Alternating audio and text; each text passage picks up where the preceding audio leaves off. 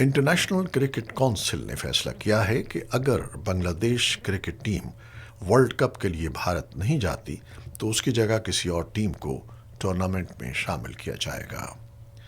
Cricket web site کے مطابق یہ فیصلہ آئی سی سی بورڈ ممبرز کے اجلاس میں بنگلہ دیش کے معاملے پر غور کے بعد کیا گیا۔